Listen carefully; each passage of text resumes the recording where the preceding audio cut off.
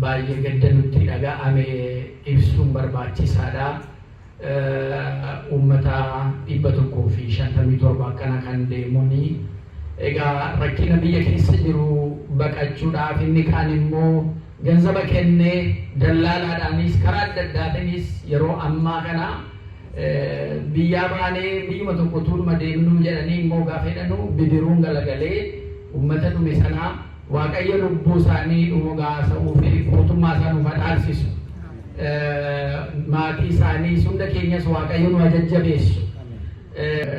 Haala maal akka jiru sin beeknu Waaqayyo biyyattii keenyaan nutti waan gaarii nutti qabu dhugaasa'uu fi maaliif akka kun nurratti ta'u hin beeknu biyyi keenya hin beeknu maal jennu rakkina nu keessa jiru kanarraan fannee immoo miti. Rakkina baay'ee keessa uummanni keenya jira. Bahee galuu hin dandeenye, qotatee sassaabbachuu hin dandeenye, karammaa yoo karaa daangaa Oromiyaa kanaan yoo argitanii uummanni keenya buqqa'ee rakkina keessa daangaa irratti rakkina baay'ee keessa jira. Isa kana waan akka uummanni keenya barri isaa ta'eetti jirri gammadanii ittiin nu arrabsanis kana beekuu qabu uummanni keenya rakkoo keessa akka jiru.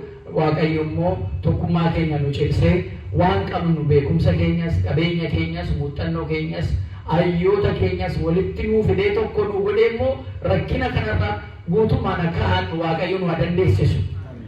Bara baraan kan moonyutuun ta'een yaa Waaqayyo kanan nurratti ta'ee garuu mo'annee immoo kanan nuu ta'e jennee akka sagalateeffannuuf Waaqayyo tokkummaa keenya nu cimsu.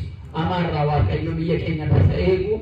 Maatii jara galaanatti dhumanii kanaa Waaqayyo immoo jara jajjabeessu akka mana kiristaanaa Fayyisaa Addunyaatti dhugaasa'uuf gadda nutti dhaga'ame jaalala saba keenyaaf biyya keenyaaf qabnu asumaan ibsina. Isa kanarraas immoo godaannisaa seera malee jiru amma danda'ametti kallattiin danda'amu qaamni danda'ame uummata keenya rakkina akka kanaa keessa akka hin galle akka irraa ittisu yoo namni dhaga'us yoo jiraate hundumti keenya quba tokkotti yoo qabnes hin ta'u amma danda'ametti isa imala karaa malee kanas irraa akka jirruuf qusatan gochuu inni kaan isa kanaan birrii hojjeta isa kaaniif birriidha isa kaaniif biizinasa inni kaan immoo lubbuu irratti dhabaati isa kanarraa Waaqayyo hunda keenyaa nu jajjabeessuu rakkina dhufe kan biyyaan dhufeedha jechuudha.